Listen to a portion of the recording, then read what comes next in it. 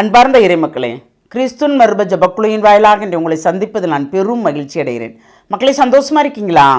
நிறைவாக இருக்கீங்களா? மகிழ்ச்சியாக இருக்கீங்களா? மன அமைதியாக இருக்கீங்களா? மக்களே, மகிழ்ச்சி மன அமைதி இறைவன் தந்ததல்லவா? இதை யாரும் நம்மகிட்ட தட்டி பறிக்க முடியாது இல்லையா? இன்றைக்கி அவர் நமக்கு என்ன இறைவார்த்தை தருகிறார் பார்ப்போமா? திருத்தூதர் பவுல் எபிரேயருக்கு எழுதிய திருமுகம் அதிகாரம் 11 இறை வார்த்தை 23 26 முடிய.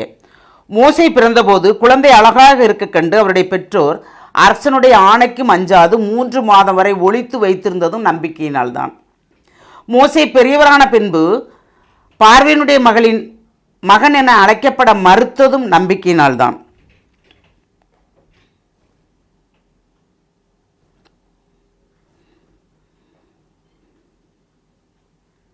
பாவத்தில் சிறிது காலம் இன்புறுவதை விட கடவுளுடைய மக்களோடு சேர்ந்து துன்புறுவதையே அவர் தேர்ந்து கொண்டார்.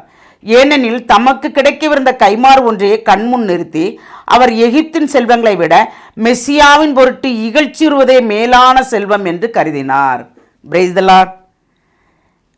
எந்த அளவுக்கு இறைவனை நேசித்திருந்தால், எந்த அளவுக்கு தூய ஆவின் தூண்டுதல் இருந்திருந்தால், மோசே பிறந்தப்பமே இறந்திருக்கணும் இல்லையா? ஏனென்றால் ஆண்மகை பூரா கொல்லணும்னு சொல்லிட்டான் எகிப்து நாட்டு அரசன் இல்லையா? ஆனாலுமே அந்த தாய் 3 மாதம் வரைக்கும் வளர்த்து அதற்கப்புறம் எகிப்து நாட்டிலே அந்த பிள்ளையை வளரும்படி, பார்வேன் அரண்மனையிலே வளரும்படி செய்கிறார் இல்லையா? அது இறைவனுடைய நம்பிக்கையில் தானே. ஆனாலுமே அங்கு பார்வேன் மகளுக்கு மகனாக இருப்பதை விட நான் இறைவனுக்கு மகனாக இருப்பது நல்லது என்று அவர் அங்கிருந்து வெளியேறுகிறார். அதுவும் நம்பிக்கையில் தான் இல்லையா? மெஸ்ஸியா தான் எனக்கு மேலான செல்வம் என்று நினைக்கிறார். நாம் அப்படி நினைக்கிறோமா? ஏனென்றால் கடவுளுடைய மக்களோடு சேர்ந்து துன்புறுதவே அவர் தேர்ந்து கொண்டார். ஏன்னால் அவருக்கு கிடைக்கிற கைமாறு வேறு தானே. முகமுகமாக இறைவனோடு பேசினார், தந்தையோடு பேசினார். யாருக்காவது அந்த வரப்பிரசாதம் கிடைச்சதா? கிடைக்கல. மோசனுக்கு கிடைச்சதல்லவா? அப்போ பாருங்க, எந்த அளவுக்கு இறைவன் திட்டமிட்டு ஒருவரை தேர்ந்து கொள்கிறார். அந்த தேர்ந்தெடுப்பு எப்படி இருக்கிறது இல்லையா?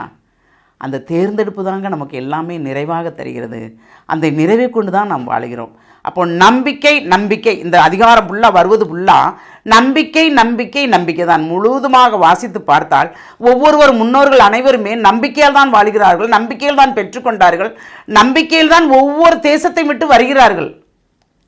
நம்பிக்கையோடு இருந்ததனால்தான் எல்லாமே அவர்களுக்கு கைகூடிட்டு இல்லையா? அந்த நம்பிக்கையை நாம் கேட்போமா? எல்லாம் வல்ல இறைவா, ஆமாண்டவரே, ஒவ்வொரு நாளும் எங்களுக்கு நம்பிக்கை தருகிறீர். எந்த வகையில் எப்படி இருந்தாலும் நான் உன்னோடு இருக்கிறேன், அதை நீ நம்பு என்று எங்களுக்கு ஆணித்தரமான உறுதியை தருகிறீர். நாங்கள் நம்புகிறோம் ஆண்டவரே. அந்த நம்பிக்கையால் தான் நாங்கள் வாழ்கிறோம் ஆண்டவரே. எங்களுக்கு என்ன தேவை என்பது உமக்கு தெரியும் ஆண்டவரே. எப்பொழுது எங்கள் ஆன்மா உம்மோடு கூட உறவாட வேண்டும், மற்றதெல்லாம் பின்பு ஆண்டவரே. நாங்கள் உம்முடைய மக்களாக இருந்து உம்மோடு கூட வழி நடந்து உம்மோடு கூட பயணம் செய்யும் இந்த பாக்கியத்தை நீர் தரப்போகிற கிருபைக்கு நன்றி கூறி எங்களை முழுமையாக உம்முடைய இரக்கத்துக்கு ஒப்புக் கொடுக்கிறோம். ஜெபம் கேட்கும் நல்ல பிதாவே. ஆமேன், ஆமேன், ஆமேன்.